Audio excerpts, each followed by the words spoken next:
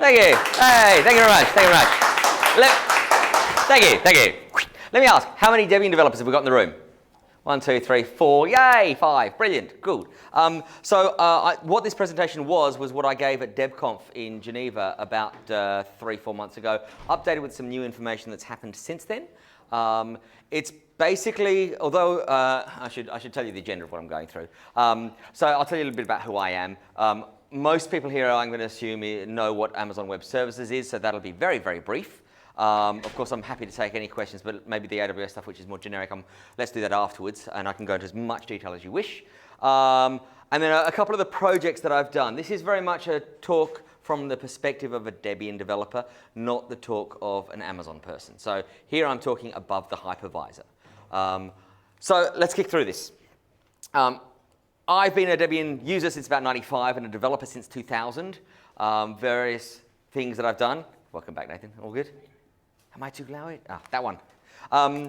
And most of the reason why I've become a Debian developer is because some kind soul here at the University of Western Australia set up a Debian mirror in the mid-90s. And so there was fast access to a very good Linux distribution, and I got addicted. I did a BCM here at UWA, mostly hanging out at the UCC. So for those that don't know, the computer club here on campus is the place where you go to break machines and put them back together again. And then I worked here at UWA for a couple of years as a chief webmaster. I ran LCA 2003 here in Perth, and I've convinced some unsuspecting bystanders to do LCA 2014. Result. So welcome back, everybody. I was at DebConf 1, 7, and 13 just gone. Anyone else here at DebConf 1 with me? No? Yes? So. You may be in there. Yes, there you are, Russ. Yep. Down there. Many, many years ago. We were less grey then. And a bunch of people. So what else? I'm married and got a little boy who's Oscar, you may have seen wandering around about 2 hours ago. And I'm now working for AWS. So I'm based here in Perth. I've worked for Amazon for about a year and a half. But as I said before, this talk is about being a Debian developer and trying to make things better. Because for a long time, it's been hard to find Debian AMIs on AWS and knowing which ones you're going to trust. And that's a pretty strong theme here. So AWS overview. It's a collection of remote computing services. Anyone here not used AWS at all? Ever? A couple? Okay. That's understandable, God. But, well. It's compute, it's storage, and obviously to put those two together, it's a bit of networking as well. Plus, actually now a whole bunch of services which leverage on top of that. So managed databases, transcode at scale, message queue at scale, and more all the time. But of course, it's also doing things like supply chain logistics, operational excellence, certifications and audits. Obviously, this is very important in lieu of this morning's debate and discussion. Operating at a massive scale, doing it for as many people as possible, and still trying to drive down the prices of all of that. And especially with regards to certifications and audits, they can be expensive and timely to do. So it's useful that you can just ask us for the certification for the physical infrastructure. I should have said Amazon, because I'm not in that mood right now. So right now, it's also a place where customers get to choose what software they're going to run. And there's a whole bunch of Linux distributions and Windows versions that customers can run on there. And for a long time, as I said before, there's not been a choice of an official or blessed Debian image to run on AWS. And I know when I got started, that was what I was looking for something that I trusted over the last sort of 15, 20 years, and it wasn't there. So I thought, right, we're going to have to fix that. What little bits and pieces can I now do that I'm potentially empowered to do by being in both camps? So let's have a quick look at some of the things that I've been doing. I'm going to start with the thing that actually was already happening, and I just happened to chance upon after I started, and it was recompiling the Debian archive on AWS at scale, looking for bugs and trying to fix this in. This is not my project at all. I am definitely standing on the shoulders of Lucas Nausbaum, our current DPL, and a couple of other people who have been working on automating this. Effectively, we've done a couple of grants to an account, and they've managed to go out and take advantage of AWS to recompile it. And they've done it for two reasons. They were looking for bugs in packages during compilation time, And inversely, they were looking for bugs in compilers. So revert that, take the same package, and use different revisions of compilers different times.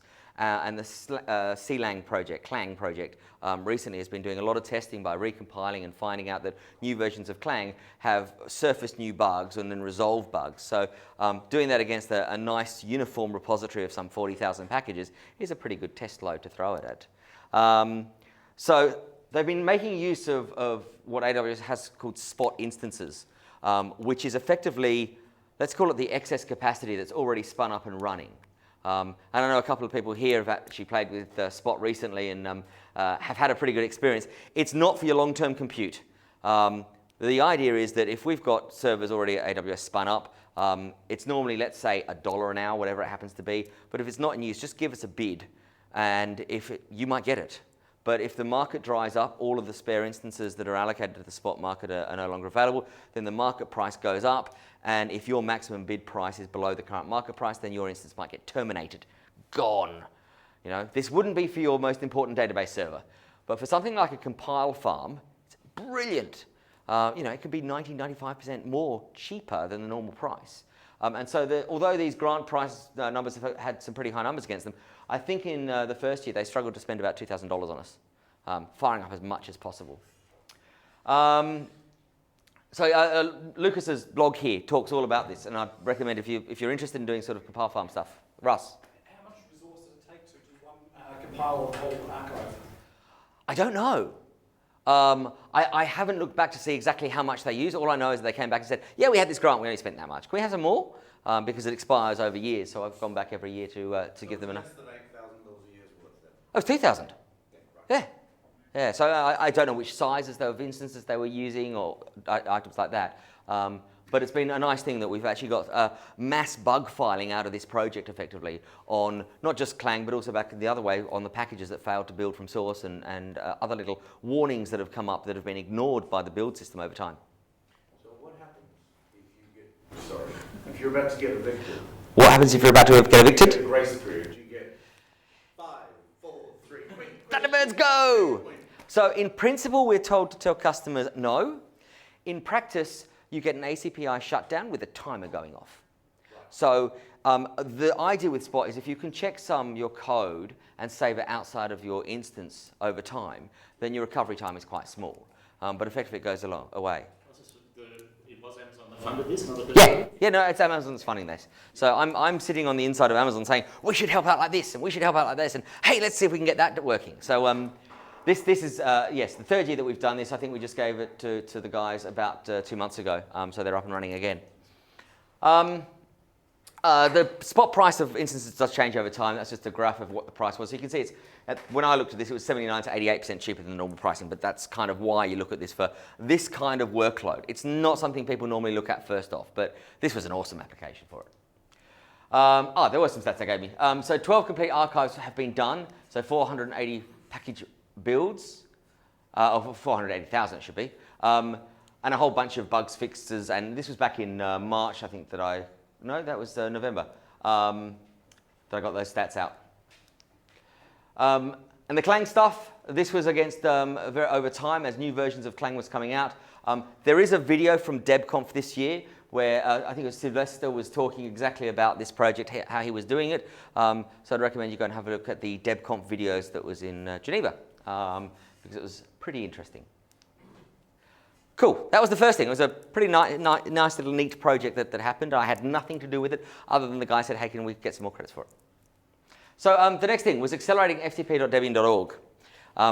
I started this by trying to get fast access for Debian mirrors inside AWS regions. And I went along and created a small server with some ephemeral storage that would rsync from a remote FTP site and then push it into S3 for storage. And I figured this was actually going to be easy, what I ended up doing. I turned around and used Amazon's CloudFront CDN. The side effect of this is available to you now from wherever you happen to be. This is one slide I've not updated in the last day. There's now 51 points of presence. In fact, this morning, we opened up in Taipei and Rio de Janeiro for CloudFront. There's nothing anyone needs to do to use that. If you're geographically close to those locations, and you want to try cloudfront.debian.net, then it'll come through for you, and you'll be getting accelerated usage. The idea was to speed up archive for in-region and also to reduce load on Debian's external FTP network. There are a large number of machines that start up and go away, and the load that they could potentially generate as we start to do more and more inside AWS was something I didn't want to be a burden on the external mirrors, the people who kindly provide the services to make that work.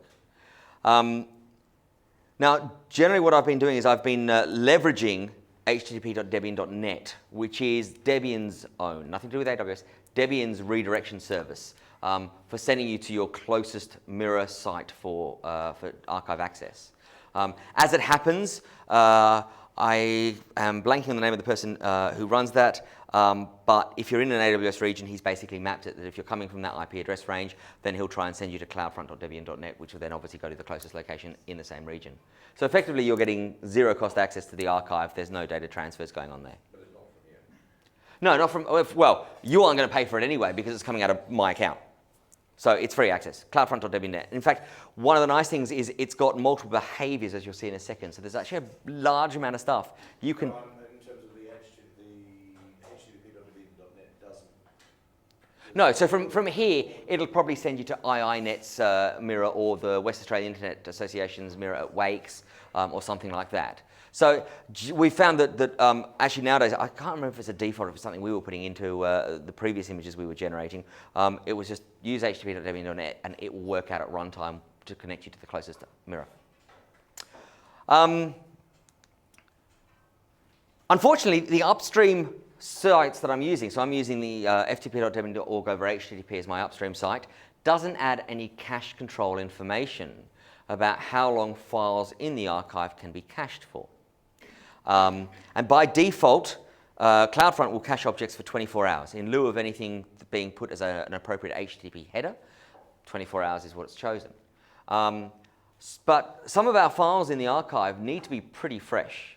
So index files, trace files, timestamp files, they get updated multiple times per day. So caching that on edge locations in 51 locations now is not suitable.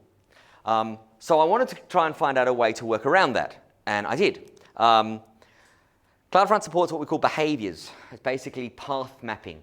A specific path under cloudfront.debian.net can go somewhere else. And this is the configuration page that I've got there at the moment. One of the things that I think is going to be quite interesting, which I was thinking about when I was looking at UBOD before, was Debian CD at the top there. So if you go cloudfront.debian.net/debian-cd, you'll actually be pulling from the Debian CD archive, which is held at, anyone? Somewhere in Europe? Finland? I can't remember. Don't know if they're CDs, what are those? CDs? That's what you used to put ISO images onto. But also backports I pulled in there. Obviously backports now is merged into the main archive, but old backports you can grab through here as well. So, and CD image. So you can basically grab most of the large content you want through a CDN, so it'll be accelerated. Now currently in Australia there is only one point of presence. It's in Sydney. There may be more in the future, but it's growing rapidly, as you saw just earlier with 2 opening today. And in fact, the 42 number I had there was the number at August the 10th or so. So what's that, 4 months ago? We've gone up by another 9, 8 spots or so of CloudFront edge locations. Okay, so this is Yeah. This is a pull-through cache. It is it's basically a proxy cache, yeah. So first hit will have a cost on it, but after that, object files will have that 24-hour cache, but the index files I'm making hot. So let me show you how the mapping actually works. We have an edge location somewhere in the world, geographically close to an end user, and the rule mapping is that the root of it goes to an S3 bucket. So if anyone's got a laptop there, hit cloudfront.debian.net, and you should see a page that says, hey, this is CloudFront for the Debian archive. You could probably click on these sub-URLs, these paths below. And that's just a static file sitting in an S3 bucket. Pretty simple. And that can be cached for as long as we want. I think I've got a TTL set in the object in the bucket, just in case I go and update it. But it's ultimately cacheable. The next thing I've got is any path that comes into CloudFront that says cloudfront.debian.net/debian/whatever, I just send straight off to ftp.debian.org, as in cached through. No problem with that. But because those objects that come back from there don't have any cache information on them, I wanted to actually add that in. So I thought I'm going to have to bring up some kind of interstitial server that sits between ftp.debian.org and CloudFront to add that header in. So that's exactly what I did. There is a micro sitting out there that all it does is receives a request, goes and gets the file from ftp.debian.org, adds the response header back on with a specific timeout, and sends it all back. And that brought in the discussion of, well, how hot should these files be? I mean, we don't want to add a 0-second timeout on something like an index file because we have now 51 locations, and they do collapsed forwarding from each edge location. So one request will come through. But there's a lot of files that get accessed, especially PDF files. You know, everyone familiar with PDF files? There's lots of them. I think AJ's working on a patch to do something interesting with PDF files at the moment. They should be uniquely named.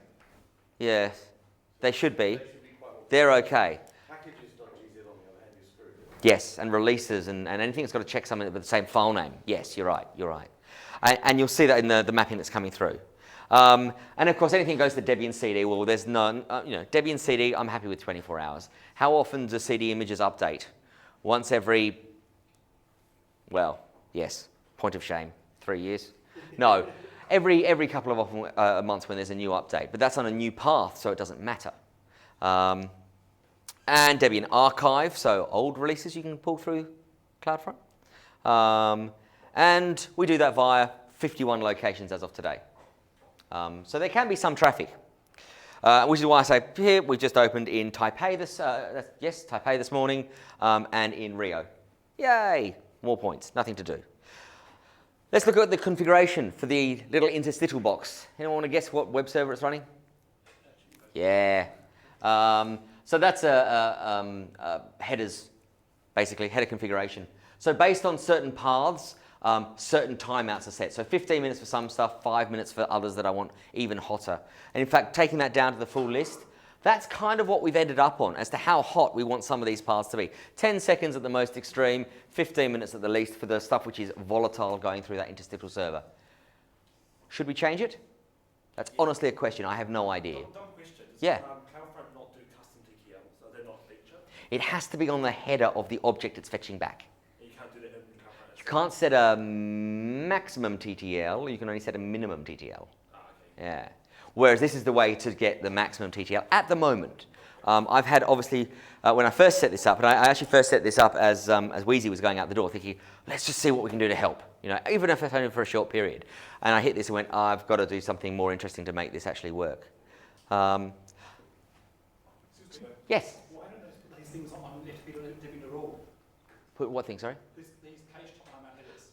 Really good question. I did put it onto the mirror mailing list and asked for it, and I heard. And I wanted to get this working within hours. Quite hard to do. He's just done it. I've just done it. Well, it's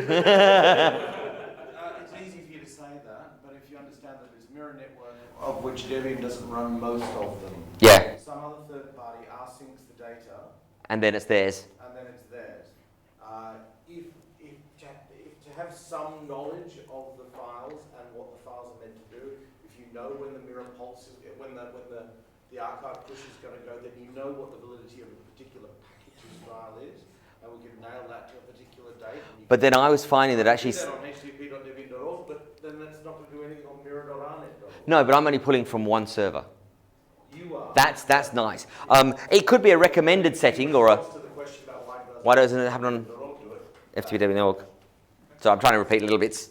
Yeah, why don't we do it on the upstream mirrors? It would be great if we did. It would be nice if we could have it as a nice to have for the leaf nodes on there.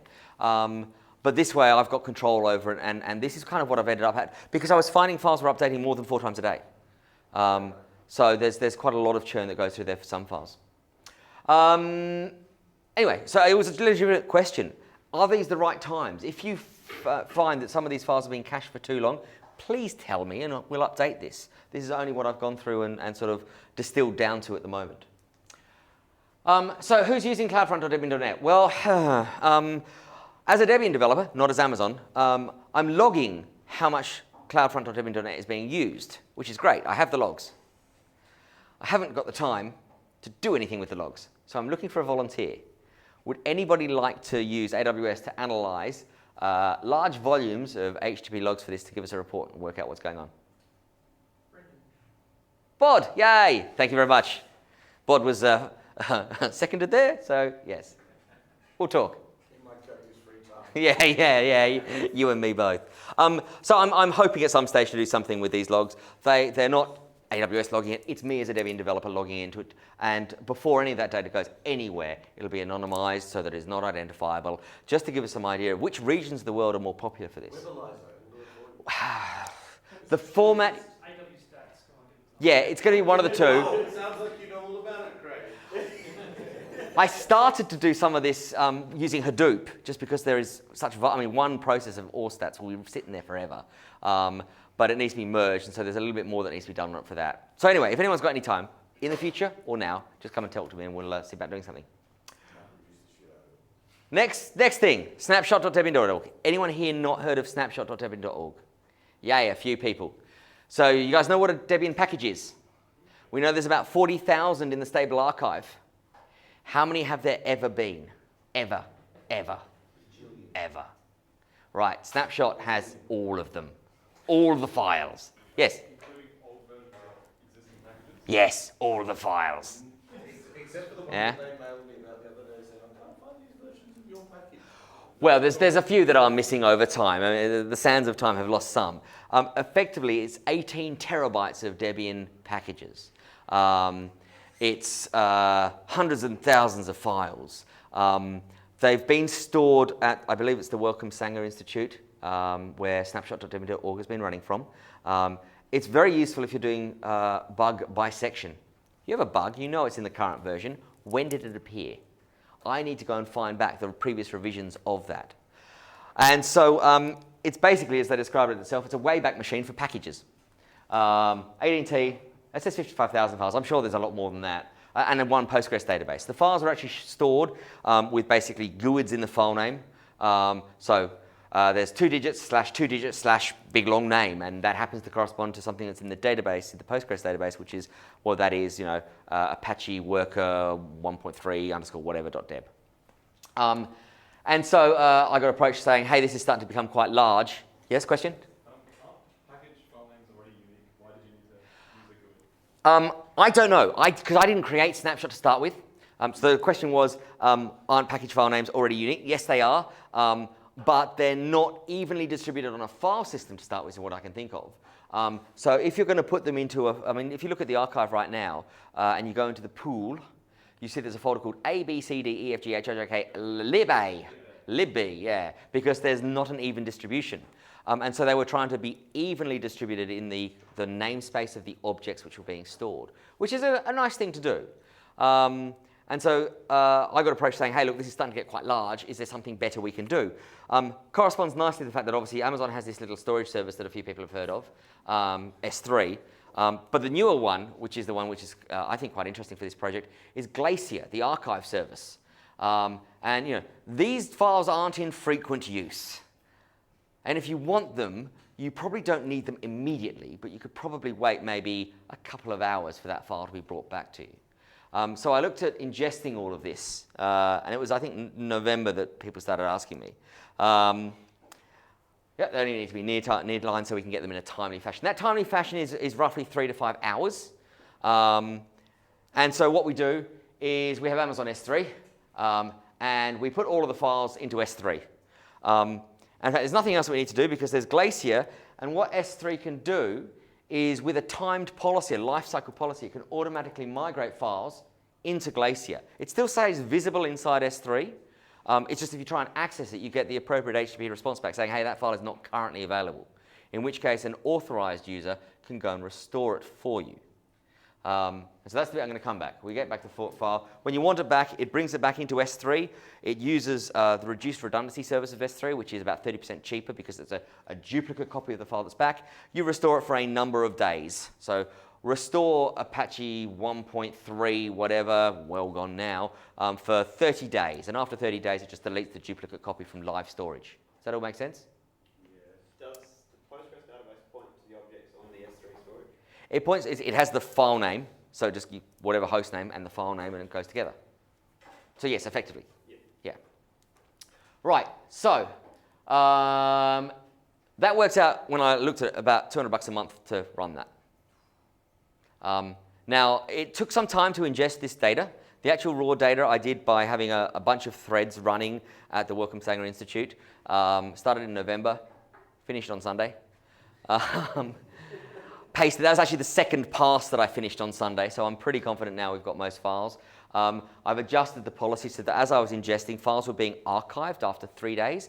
They're now being archived after, I think, 180 days. So fresh stuff will still be very fresh.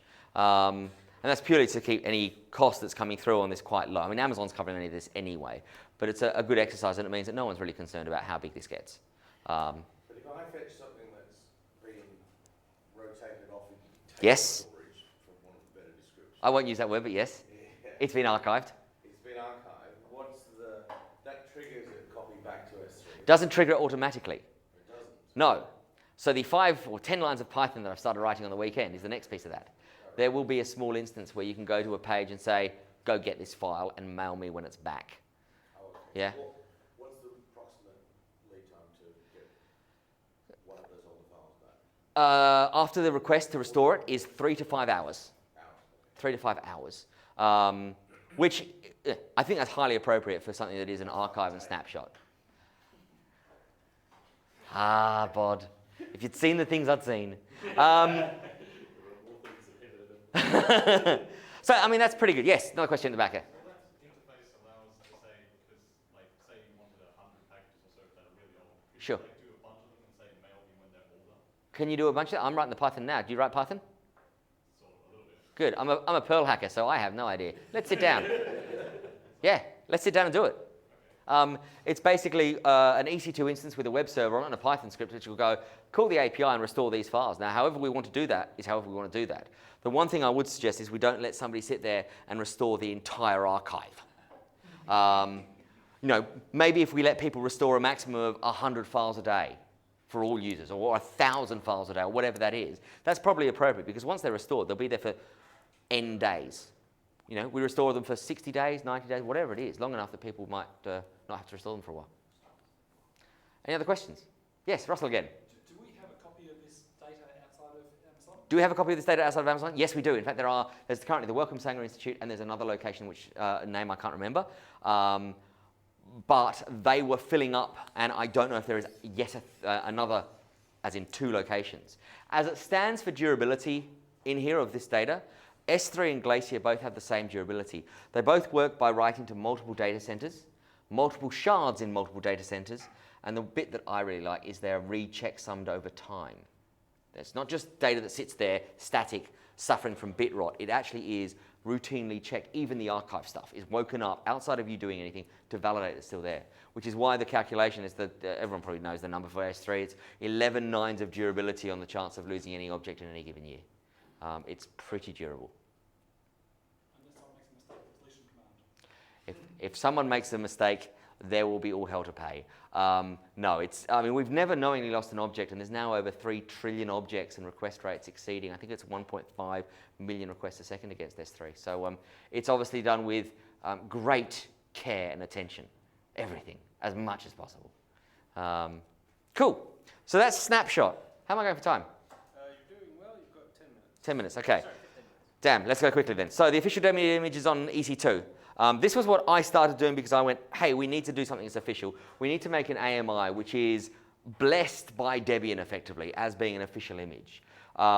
Because there was nothing. Everybody had made their own images. There was this competing set of images of which no one had said, that is it. This is one from Debian that we acknowledge as being Debian. So I've tried to do this as openly as possible. The script that generates the Debian AMIs is on GitHub. I didn't write the initial version of it. It was written by a guy called Anders Ingerman. It was pretty extensible. It uses Eucalyptus, or it used Eucalyptus, I should say, to generate it. So we were using as much open source as possible to generate these images. More recently, it's just flicked over to being based on Python. So it's using Boto, which is the Python library for talking to AWS. But there are 2 ways now to get the images that we've generated. You can get them from the marketplace. So Amazon has a marketplace where you can buy commercial software or free software at 0 markup. And it's basically an index of software that's available to run on the AWS cloud. Or you can get it from the Amazon Web Services account for Debian that I've made up there. And any Debian developer who wants access to that account, let me know and I will give you access. It's, even if you want to spin up a couple of instances and play with stuff, that's what it's there for. I want people to be able to have access to this stuff and be able to try stuff out. And it's available in all of the regions for Amazon Web Services outside of China, I should say now, since we opened in China about 4 weeks ago. And I've managed to get this also into GovCloud, which is highly restrictive. I've managed to find a way forward. Russell? Why not China? I've not spoken to anyone in China yet, and China is ring-fenced effectively. So I've got to work out a way that I'm going to find the right people to make that happen. It will happen eventually. I've just got to, negotiate that. Now, using an official image rather than fetching one from some random place means that you are not charged for the network. Correct, it's already there. The official image is there. Now, one of the things some people do is if there is an image which is outside of their personal control, so one from the Debian account, is you might want to effectively clone that into your account, in which case you do pay for the storage of that, but the life cycle of that image is under your control. So if you want to run 7.1 forever and a day, I will probably decommission 7.1 at some stage because there's 7.3 images there now. And there's no point in spinning up now a 7.1 image and applying 2 releases worth of minor updates to it. You may as well go to the most recent one. Okay. So the marketplace looks something like that. That is the front page of Amazon Web Services Marketplace. And I am so happy that there's a swirl here on the front page. In fact, many of you, have you guys seen some of the events that Amazon has run where there's 10,000 people in an auditorium and they bring up this and you can see the Debian logo there. Yes, we're there. So things are... Sorry? They just got to flip the order. Yes, yeah. Well, it's a work in progress. So that's what the marketplace looks like. There's a longer description of what it looks like, and basically, yes, you need to agree to the fact that we have a social policy. That's the license that's included in there somewhere. The only difference of going through the marketplace versus going direct as a community AMI on Amazon is that you need to agree to our social contract, and also because it's come from the marketplace, you can't do introspection on the root volume. However, you can do it if it's from our account. It's purely because if it was a commercial piece of software, that's IP of the vendor. In our case, that doesn't happen to be the case. We'd be more than happy to. So you're more than happy to find either way to get to these AMIs. Finding the AMIs, you can search now. We have an account number. That happens to be the account number we're using. This is all documented on the Debian wiki. And in fact, more importantly, not just the wiki, there are signed messages in the Debian cloud mailing list. So you know you've got the right information from my key, and I'll happily sign anyone's key who wants it. It uses this script. There's no call home in this script at all. It's completely silent when it comes up. We don't automatically apply any updates at the moment. That policy may change, and obviously it's the Debian developers that I want to have them say, should we be doing those updates automatically on boot? There's times when you do, there's times when you don't. The most important thing is that to log into these instances when they come up, there's a trusted user called admin. You cannot SSH as root, no rooty SSH. And this is pretty common for most AMIs on AWS, is it's either EC2 user or Ubuntu, or in our case, admin. And the reason admin was chosen is because we have all these derivatives. And instead of using the username Debian, which would then not make much sense on Mint or Steam or whatever else now is taking from us, this kind of made sense. So up to and including 7.1a release, there was a 1a release because that's when we saw that we had some new host keys. Yes, you were asking? How does your key get into the admin account? It pulls it in. So when you are setting up your AWS account, you upload your public key to us. Your public key gets exposed to your host for it to pull down and put into the authorized keys of that host on boot. Yeah? And that's what these scripts used to do. Thump. Hey, exactly what you're saying. Your timing is impeccable, bud. Resize the root file system if you made the root file system larger than what it was, and execute any initialization script. So basically, there is this hidden metadata server. It's not very hidden. It's pretty well known. That is where your instance can go and query information about itself and what it's doing, including getting your authorized SSH key for the trusted user that you then SU to root to get access for. So this used to be a set of shell scripts, and they were included under Debian, build Debian Cloud, all under an Apache 2.0 license, I think we said. Yeah, ASL. And after 7.1a, we have moved to Cloud-init. So Cloud-init is a project that the Ubuntu guys started to do basically more interesting structured information to pass to an instance when it starts up. This has just gone live about 3 weeks ago with 7.3. about a week or two after the 7.3 release went out the door. We've been testing Cloud Init. It's a Python package. And on boot, it does the same kind of things, but it's very extensible. You can tell it, here's a list of packages I want. Oh, and by the way, here's a shell script I also want you to run. And here's a bunch of services I want you to stop and start. And so it becomes quite a nice way of doing it. And that's pretty much, I'd say, pseudo-standardized between Ubuntu, Debian, Amazon's Linux, which is a derivative of CentOS, and I think CentOS now as well. It's backwardly compatible, so if your metadata that you put still starts with hashbang BNSH, it executes a script. If you've got hash cloud config, it does cloud config parsing of that metadata. Any questions on that? Yes, hang on, sorry. Whoa, ooh, race condition. I'm gonna go with Alistair first. Sorry, Adrian. The hashbang init format supports passing of one argument, so you could have used that to call the data as a program. Just FYI. Yeah, you could have. Yes, yes, definitely. Sorry, the cloud. I saw the repeat. The Cloud Init program supports. What do you say? Parsing of. Well, I'm saying standard hashbang interpretation. Standard hashbang interpretation Supports one argument. supports one argument. Yes, yes, yes. Is there a facility to pull the machine's SSH key back to you once it's been? Can you pull the machine's SSH key back to you? Yes, there is a way. I'm not currently doing it yet, but effectively, if you print the fingerprint of the host to the log, it does get picked up and therefore brought back to you. Yes, at the back. My question is more about the previous slide. So every time you do any changes yet to the AMI, right? Yes. It's a new ID. It is. So how is there any way for me in a script to launch the latest stable Debian image? Good question. How is it possible to find the latest AMI? Changes, and as far as I know, you need Yeah. this AMI. Because every time we generate a new AMI, it's a new ID. Let's say just I want the latest stable Debian. There isn't an easy way right now. It's something that the Amazon guys are very, very aware of, and that every 3 months you're looking for a new Windows AMI because there's a quarterly update to Windows.